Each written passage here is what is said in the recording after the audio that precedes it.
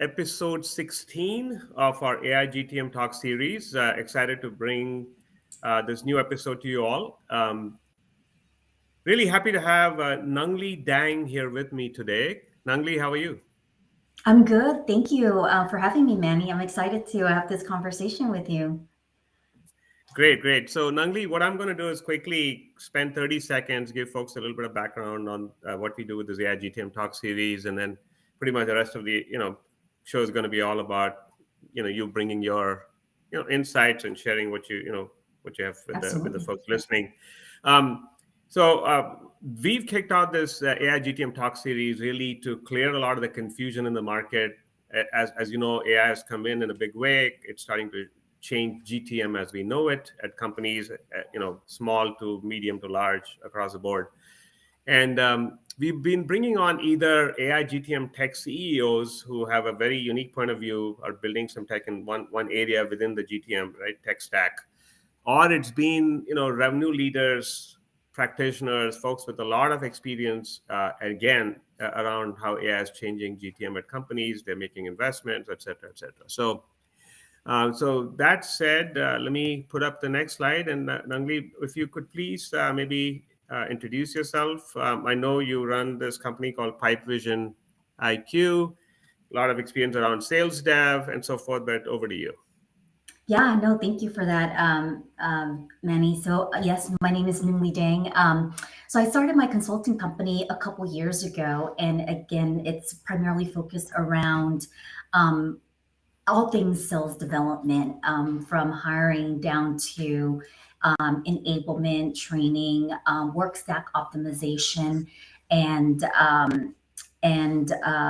tech stack optimization as well. So again, I love the space. My background a little bit more is I've been here in the high tech space for the last 22 years as a seller and also as an SDR leader. I worked at companies like Sonic Wall, Cisco WebEx is actually where I learned and was introduced to a systematic approach to prospecting. So I've lived the life of cold calling and prospecting, so I know how difficult it is. Um, then I worked for a couple of small startups in 2013. Went to Baynote, which is an AI machine learning company specifically for B2C organizations. So really interesting to really get my learnings there all around how companies are using data to really personalize the consumer experience, right? Which is very labelable to how B2B companies want to also personalize. Then went over to Lattice Engines, again, another AI company, data analytics. They were actually acquired by Dun and Bradstreet. And a really interesting and great opportunity when we were acquired by Dun and Bradstreet. They did not have an SDR team at all. So this was like greenfield for them. So, I got the opportunity to actually build from the ground up a large SDR, BDR team. So we went from Lattice had probably maybe seven SDRs, and we grew that to 60 members on the team when I left. I know that they've grown quite a bit since then. And then I went over to TalkDesk, where I ran a global team of 100 SDRs and BDRs. So my background is very relatable to this topic, where I've lived the life of a BDR and prospecting, and then also leveraging all the different technologies we have in the market today to really drive efficiency. Yeah, no, that's an amazing, rundown, Nangli, of everything you've done. And I know for the rest of this, time we've kind of mapped it out where, just so the folks listening know, we're going to run through a series of questions, quick little questions. Hopefully, you'll address them. And then I know you have a couple of slides to kind of set the framing of around the discussion conversation. So we'll bring that up also. You did cover the companies you worked at. So it looks like they're all the way from SMB to mid market to large enterprise. You've segments, personas. We've covered a lot of that. So let me bring up the first of the slides, and maybe we can start the dialogue around how sales dev has been, looking at 2024, 2023, and some of the prior companies you've been at, and how are you seeing it changing as AI is coming in, right? Yeah. Increasingly to the broader GTM, go-to-market efforts, and specifically sales dev. I'm sure you have some pretty good insight there. So coming right up. Go ahead. Yeah. Yeah, this next slide will show essentially a framework that I've used and refined over the years, right? Running a BDR, SDR team and optimizing what the team is currently using in the workflow and tech stack. Okay. So we want to make sure that it's repeatable, scalable, and measurable. Mm. So there's essentially three different ways that any organization is going to build pipeline. There's the inbound leads from marketing. There's the outbound prospect cold calling responsibility of an SDR and sometimes AEs as well. And then you have your channel, right? Bars and partners and referrals that you might get from them. But the motion with those three ways of building pipeline should be consistent in the sense of the approach that the organization takes. And this middle section where it's orange is that approach that I always implement is first we have to understand who is our ICP, right? Leveraging as much data as possible to really Mhm. understand, is this a good fit or a bad fit? We don't want AEs or SDRs to just chase after anything, right? So it's Yep. really minimizing the noise to really help them identify the right accounts to go after. And then within those accounts, what are all the different titles that we care about, right? Because sometimes BDRs, again, they're young in their career, they need that extra help to identify all the different variations of a title. So Mhm. in that sense, there's a lot of different technology that can be used to help them identify the ICP and then source for the right titles. So I have listed down here a number of different workflows, right? And then also different technologies that can plug into these areas. And that's where I see a lot of differences in companies that I've worked for and then also that I'm consulting with. Everybody has similar tech stack or slightly different tech stack, but it's really then understanding their workflow to then figure out where are the bottlenecks so that we can start to optimize in the sense of what technology can help automate, what is always going to have to be somewhat manual, and then we also have to monitor like what is the team doing that's working and not working to then further improve performance. Gotcha. So now I'm taking a look at this. Makes sense. Inbound, outbound channel, ICP, targeted outreach, and then you've talked about qualification and then tracking reporting. Yeah, makes sense. And then can you speak to, I think that just looking a little bit further down, you've got account insights and prioritization. And as you know, that's certainly been an area where there's been a lot of change, a lot of evolution, right? I mean, from the traditional ABM tools that can tell you at a company level, Yeah. insights versus now newer tools can give you person level. What are you seeing there? Yeah, no, yeah, that's a really great question. So typically when we're looking for account insights and for to help with, personalization, but then also helping the team prioritize what accounts to go after first because of various intent signals. This is again a tight partnership with the marketing team because sometimes that technology sits with marketing, right? But the benefit is for SDRs and AEs to use, or there could be, a variation of a technology that maybe the sales team is using. But this is where, again, just to give an example from an inbound motion, if you're a company that drives a lot of inbound leads, Hmm. how can we optimize and monetize all that traffic on the website, right? Because there are technologies out there, including Kwanzu, right?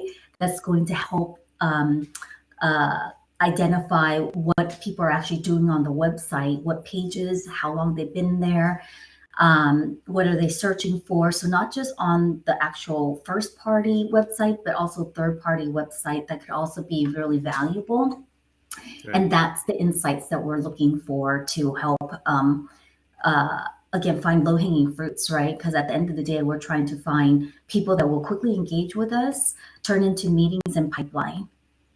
Got it. Got it. And it's interesting. You've kind of called out intent data. The more I call it the traditional ABM players who do company level. Obviously, and I know. Thank you. I know you mentioned Kwanzu on the person level to kind of combine and right make it come together. And you've called out buying signals and technographic. That's an interesting one.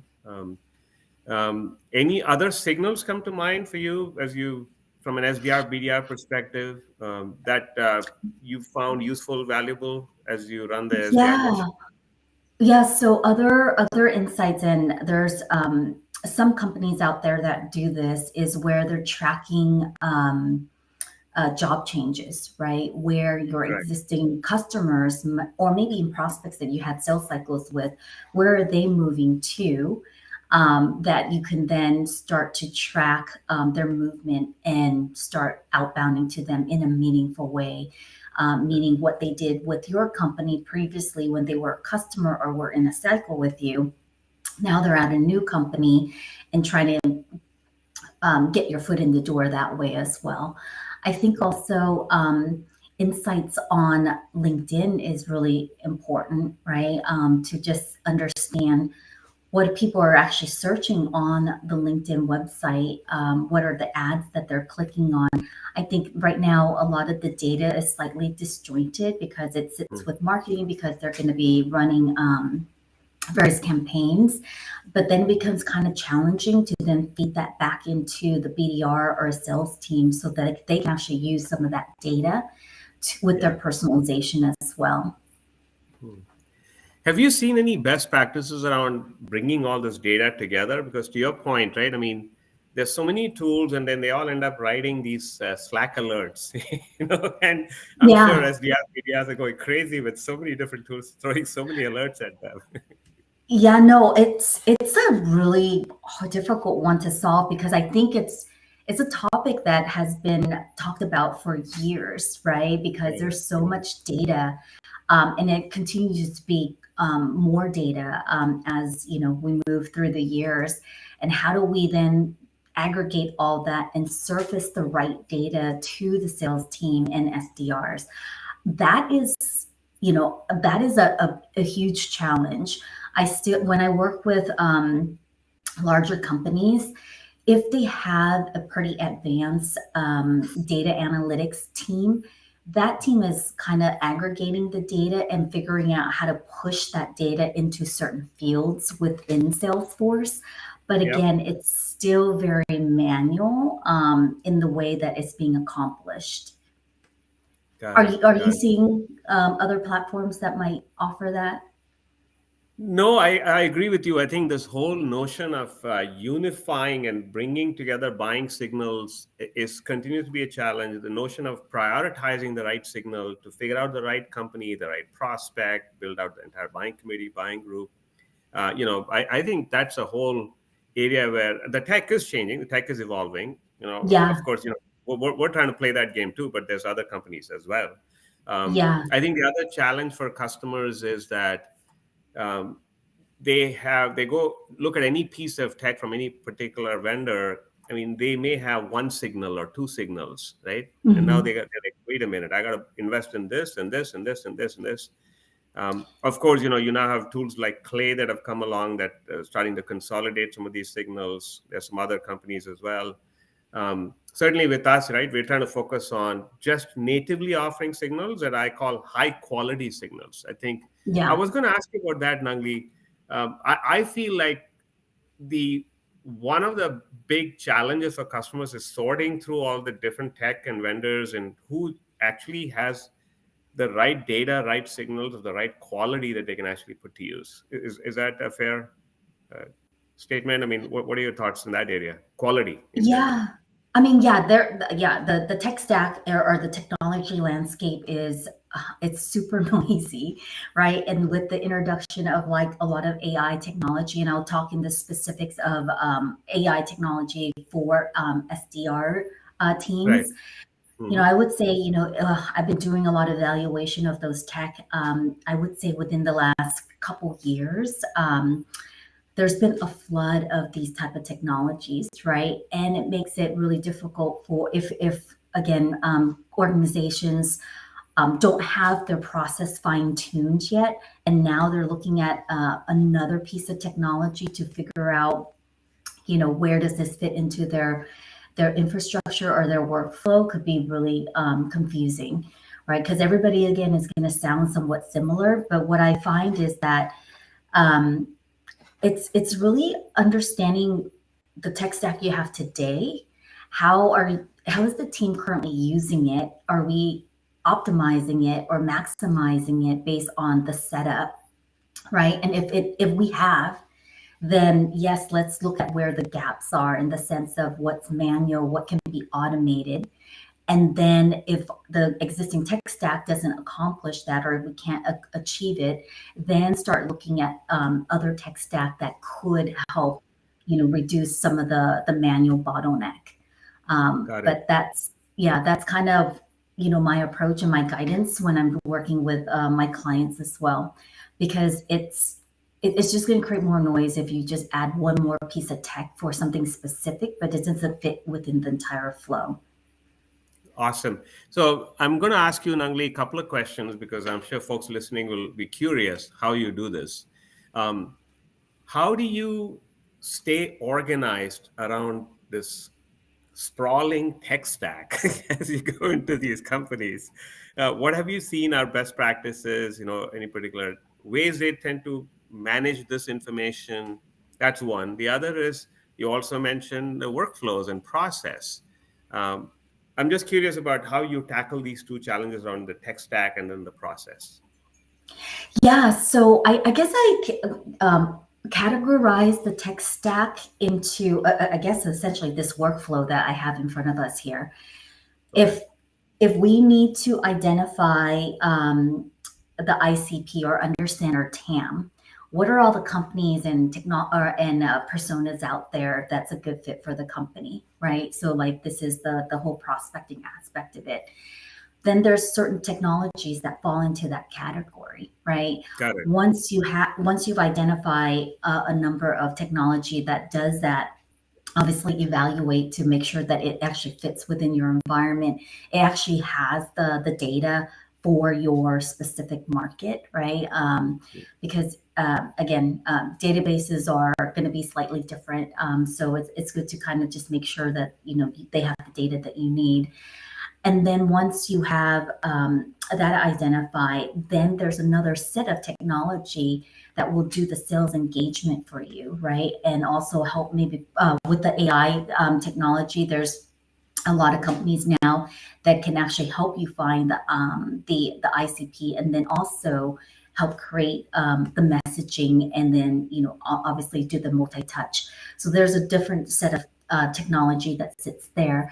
And then, for when I talk about qualification, there's a lot of different things that go underneath here, but qualification again is really dependent on how are we training the BDRs to understand, or the SDRs to understand product knowledge, right? What's our sweet spot?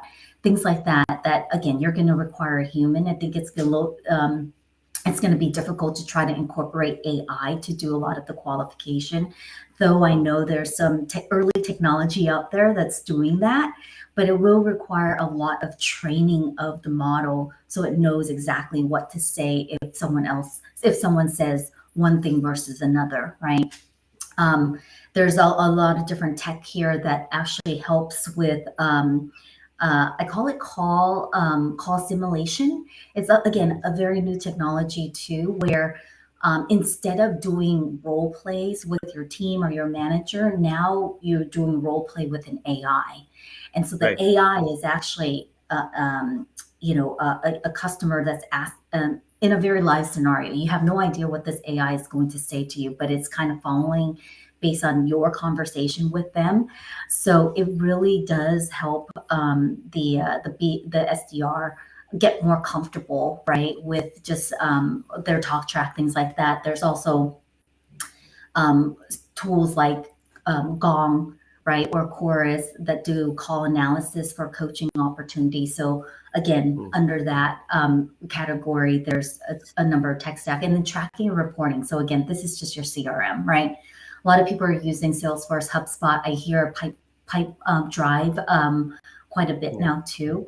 But this is where everything gets tracked so that you can then create very specific performance reporting that actually allows you to really understand the performance of each BDR, right? The data tells you a story, and the Yeah. story should be, if you're hitting all of your metrics, but you're not getting meetings, then you have to dig into the data. Does the data say that they're heavy on email versus calls? If Yeah. that's true, that means they're not comfortable with their talk track, right? So you need to Yeah. coach them up on that so they can actually have a conversation. Or if they're getting meetings but no conversion to pipeline, their qualification process might need some further support, right? So there's a lot of stories behind the data component of the metrics that will help managers and leaders guide their team and understand like what parts of the BDR's workflow needs to be better supported. Right. So I think this is a great overview. I really liked it. Right. You went through different steps in this process, if you will. I think you covered tech stack. Um, Let me ask you this: where are you finding today? If I just look at where we are in 2025, right in the middle of the year, and if you look at the near term, next 6 months, where are you seeing AI is actually making a difference in the sales dev, SDR, BDR process? Where is it already helping in your view, and where do you see some low hanging fruit to do more? Yeah, so I have different perspective based on the size of the organization. Okay. So, if I'm looking at mid-sized to large organization, they already have a tech stack in place, right? Right. Um, and um, and then an AI SDR like type of tech stack includes a lot of the tech stack that these organizations already have. So, where I find that it's going to provide AI is going to provide the most value is the under targeted outreach, because right Okay. now the way a lot of organizations have the messaging structured for SDRs and BDRs to use is someone actually has to write those messages, right? Usually Yep.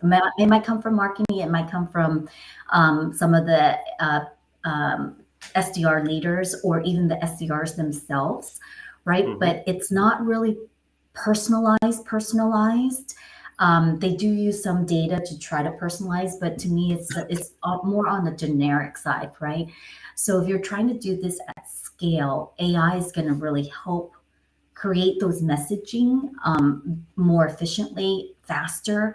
But again, you still need to review the data to make sure, like, hey, this is the right terminology we want to use. This is the right pain points. This is the right value proposition, right? So, again, AI is really going to help, but you need to feed it the right data, and then review the outputs of that data, right, to ensure that it's correct and efficient before you actually start using it. And then also, I have at the very bottom here under that same column, sequence performance analysis. This is the part that a lot of companies struggle as well, right? Because they're not it's not a set it and forget it, right? But a lot of companies will not go back and monitor the performance of the sequences step by step. What's converting, what's not converting, what are high open rates versus low open rates? How do we optimize the different steps so that we can get better engagement to meetings to pipeline? And with AI, it has that built in, right? And so it's really useful for companies to really try to leverage that as part of this motion, because I see this as a big gap for a lot of organizations. They don't really have a person that manages that, or they may not have the skill set internally to manage that. Right. Right. And so I think you made some really, I think, interesting points here. Um, one, I think you talked about the fact that when you go to mid to large enterprise, any modern tool, newer tool has to find a way to fit in, right? I mean, we have to fit into their world, so to speak, Yeah. right? And then Yep. cause minimum disruption to their workflow, work process, Right. and then to be able to just offer the piece of capability, data, tech, anything that they could actually use, because you may have more stuff but they don't care, right? I mean, they need some Yeah, specific work. exactly. Yeah, because you kind of have to go in there and prove value first before someone's going to totally like remove a tech stack, right? Right, Or right, two that the team has been using for years, right? So that's the tricky part when working, or introducing AI to these organizations that have a full tech stack already. got it. Yeah. Let me move on to the next slide, because I know we're about, we have another 20 minutes or so. I want to make sure we give enough time, right, to the second thing. You have a Yeah. bunch of, another set of things you want to talk about. Yeah, let's go over this. What is this about? And if you could run us through, yeah, what are we looking at here? Yeah, so it's very similar concept to the previous slide in regards to the workflow, right? But now this is more about the AI component, and this is Okay. where I see for SMB organization, it's really beneficial for those companies because again, a lot of times they don't have the budget to buy a full tech stack to run like somewhat like an SDR team, nor do they have Mm-hmm. the resources to kind of manage and set up everything properly, and then also maybe they don't have budget for headcount. So with the AI technology, this is where they could buy one tech stack that incorporates, list building for them, right? So, for instance, it includes Zoom Info, Sixth Sense, and others, right, as part of this list building process. And a lot of these vendors, the AI vendors, I've actually evaluated 12 different ones at the beginning of this year. They all partner with the same data providers, right? That the companies are actually buying their subscription from. So you do already benefit, right? If you just identify the right AI SDR like technology for you, right?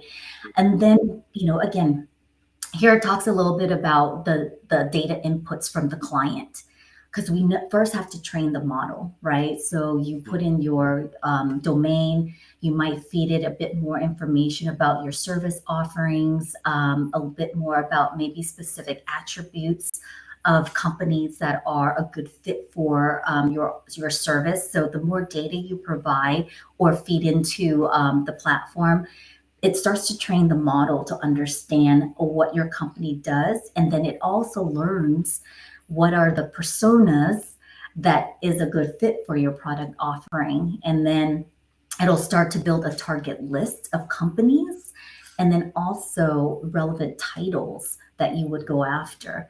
And then in addition, when it also includes a sales engagement type of functionality like outreach, sales off Apollo, right? These are common ones that a lot of organizations use. And then before he actually sends out the messaging, it will also look at or do research on the actual company, the research on the specific person, and then aggregate that information so that it's actually sending out very personalized messaging to each of these different individuals that's part of your target list. And then the great thing about the AI is in the back end, it's actually testing a bunch of different things. So again, it's really taking the heavy lift for someone to actually manage creating the messaging, optimizing on the messaging, figuring out what works, what doesn't. Like the AI actually will start to do that for you. But again, I will need somebody to manage the platform and make sure that the messaging that's being created sounds correct. But at least instead of it taking hours and hours of somebody's time, it really reduces that to maybe, an hour or so, right? That they could really just go in and fine tune the platform. Got it. What are some of the, if you don't mind, some examples of the AI tools you're thinking about that can operate the way you're talking about? Yeah, so I look at it as depending on your segment, right? So I actually have a few written down. So if you're SMB, Hmm. I looked at and I liked the what is it, SDRX and AI SDR, right? Okay. But again, I think it really requires understanding your environment and then like the different technology that you might need this platform to integrate with, because there are some that can't integrate with, Salesforce and only integrate with HubSpot, right? So you have to kind of look at that type of dimension as well. For Right. mid-sized to large organization, I would look at like 11x. There's Hmm. also UserGem that's really interesting, and Reggie.ai. So, Hmm. but again, if you're a large organization, you're using, Sixth Sense or something similar, like Yeah. they're also coming out with their whole, sales engagement platform, right? Right. So it's just really evaluating, does exist your existing tech stack accomplish and can support what you want Right. moving forward, or is it better to evaluate another technology that can accomplish that? Right. And do you have any thoughts, comments about the evolution of the sales engagement platforms like an Outreach or a Sales Loft? And Oh, can you repeat that one more time? Sorry, Manny. our question was around sales engagement tools like a Sales Loft or Outreach, and how are they evolving for this world of AI that's coming upon us? Yeah, no, that's a great question. They're all also trying to include the AI, generative AI, right, where it actually creates some of the messaging for the Right. BDRs. So I've started to see Outreach do that. I haven't seen it live yet, but I know that Hmm. that's something that they've talked about as well. Um, Yeah. so, but I haven't seen it where it's generating things at scale, right? It's like one Right. at a Right. time. Yeah. Got it. Yeah. See, we found that we seem to have an interesting position across the stack where customers are using us as the signals hub, right? Meaning this is where they collect all the buying signals, person level, company level, from Yeah. their website, off their website, and then they're using us to build these signal based segments. So either natively, we have a little tool called AI Playmaker where you can actually build a segment and we can push it wherever you want, right? So you can push it to a webhook into an AI SDR tool. You can write into marketing automation like a HubSpot, right? Or you can write to like 11x. You can write to like a Clay, right? And Yeah. then continue the process there of, as you said, personalizing the outbound messages.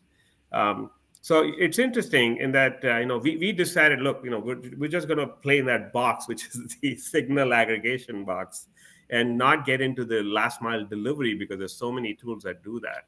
And so we certainly are Yeah. trying to be additive, right? We don't want to be going into every customer saying, hey, they do that, we do that too. But we'd rather say, okay, here's the things we do. It's unique signal based data that you can kind of plug into your outbound motion, signal based outbound, so to speak. A question for you, Nangli. You talked about this process. You talked about understanding ICP, target personas, et cetera, and the whole AI workflow. Um, as you layer on more of these signals, have you thought about that?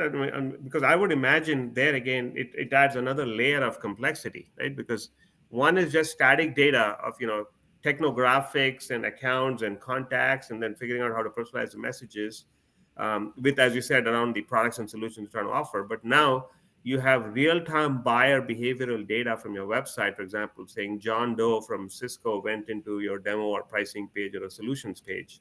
Have you seen this kind of dynamic signal data, and if that's being used for personalization, and what are the challenges there that you're seeing?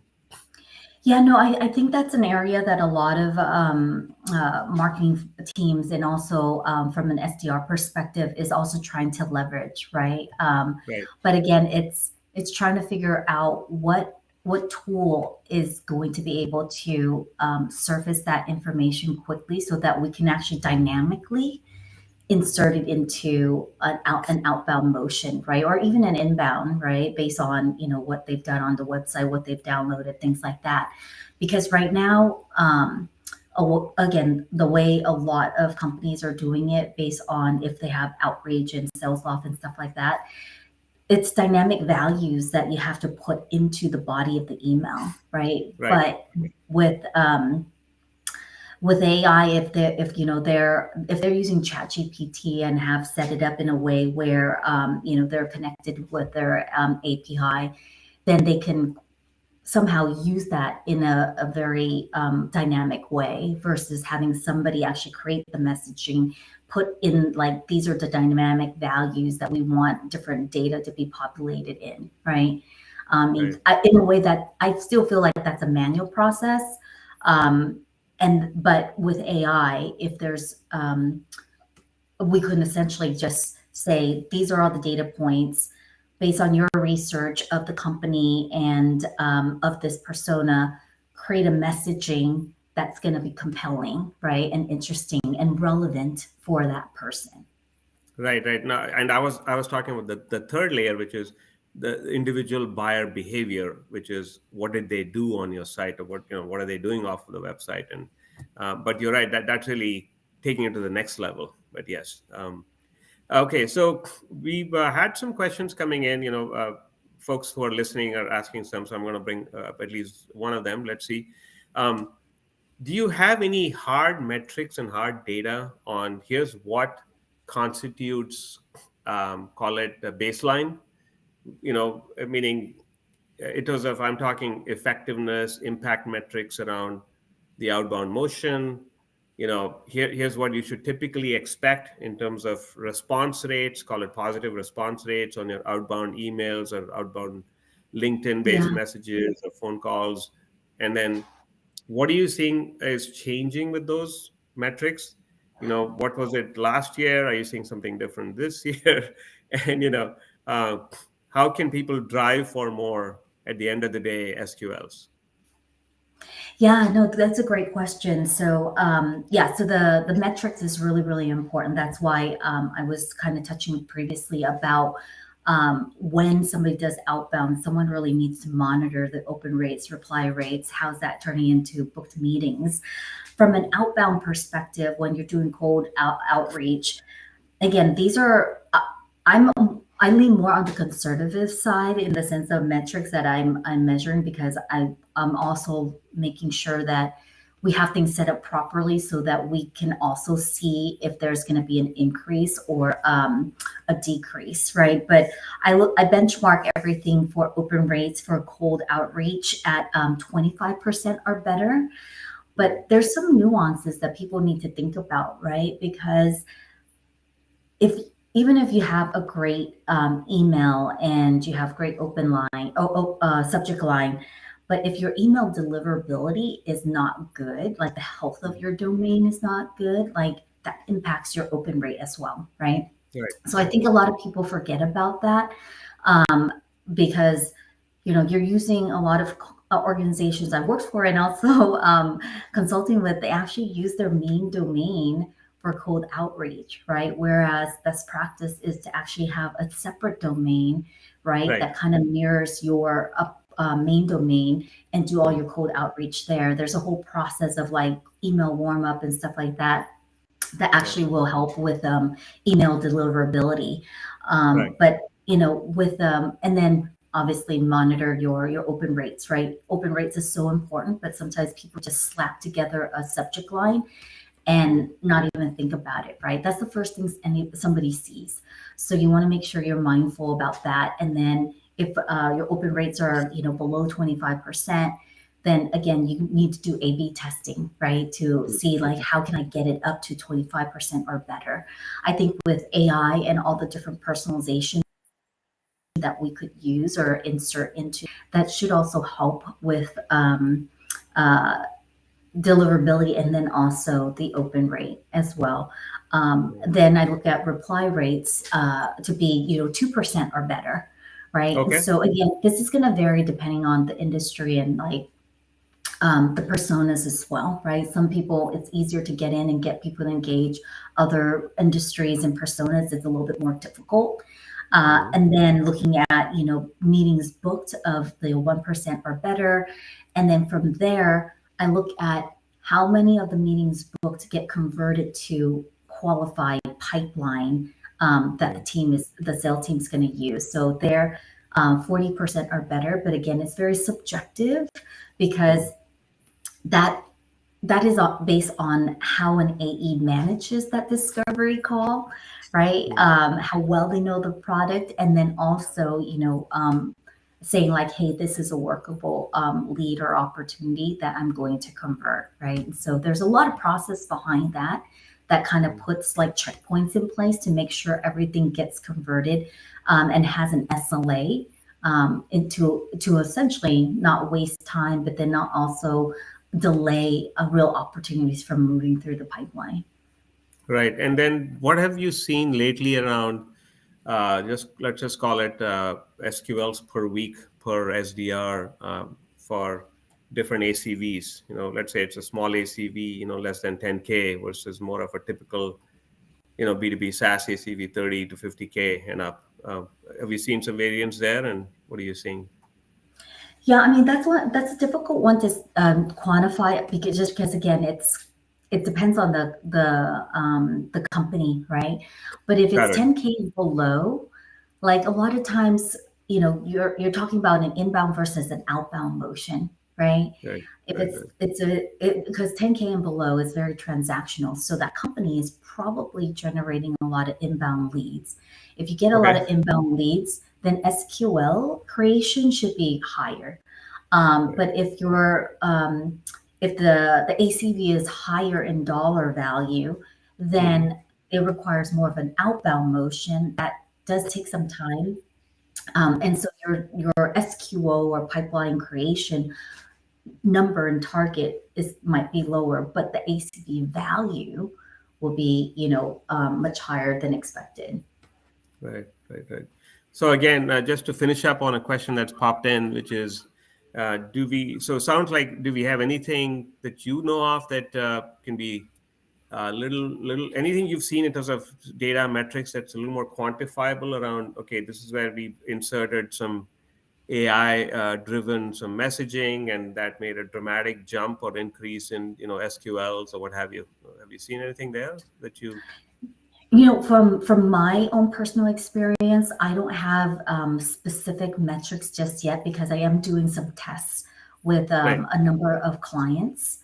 right, Um, yeah, but got it. if we're using, and again, this is hypothesis, if we are doing what we're doing manually today, Hmm. right, and we're getting certain open rates and conversions, Yeah, how can we mimic that process, be smarter about the data that we can leverage and feed into the AI, which yeah. should then help us, get better results as well. Got it. So we have a couple of minutes. I think I want to start the wrap up here. So two questions to you. One is, how do you see this entire sales development, inside sales, SDR, BDR motion process evolving? Just looking ahead the next 1 to 2 years, right? Around as AI continues to develop. And the other is for a company that's just getting their feet wet and getting into introducing AI in this part of the GTM process, sales dev, where should they start? So there you go. Yeah. So, where I see uh, AI going and how it's going to affect the inside sales or even SDR motion is the way we hire skill set. Okay. AI is again, I don't think AI technologies are going to go anywhere.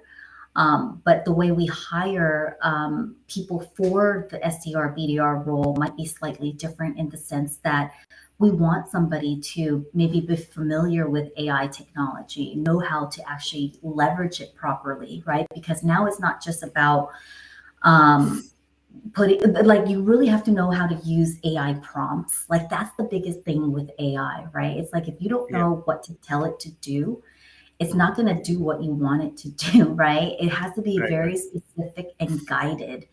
And Hmm. there's BDRs out there that are pretty tech savvy and they're like playing around with it and learning it. So I think in that sense, the way we hire is going to evolve. And then also the the BDRs and the SDRs skill set in the sense of qualification is just going to be has to be elevated because a lot of the manual work that they have been required to do in the sense of list building and doing all this like manual outreach and things like that can be taken over by the AI eventually, right? But we still Right. need a human to actually have the conversation and do the proper qualification. So in that sense, I think again, BDRs are just going to have to level up their skills in that way.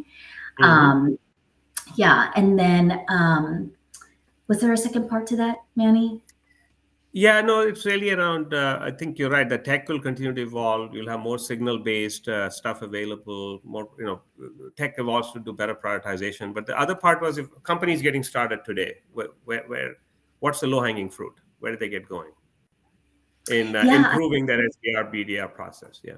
Yeah. Yeah. So, from a mid-sized to a large organization, I think the best thing before even introducing and incorporating AI technology is taking a look at where their bottleneck is when they look at their workflow.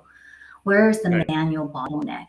And then identifying, okay, and I mentioned this previously, do our existing technology solve for these problems, right? And if it Yeah. doesn't, then what are we trying to solve for so that we can actually evaluate the proper technology, right? And then when you do identify something or a tech, like test small and then scale, right? Right. Instead of going full blown, because that could also create a lot of chaos too in the Yeah. system.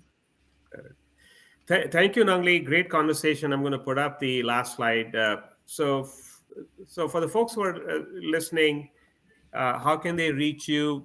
How can they continue the conversation with you and I after we're done? Awesome. Yeah, thank you. I appreciate the time today. Yeah. So I mean, so I've got your LinkedIn up here and the email. This is the way people can reach out to you. Is that fair? Yes, yeah, exactly. Right. So, folks, so that concludes episode 16 of our AI GTM Talks. Thanks, everyone, for joining. We'll see you all next week. Thank you, Nangli, and bye for now.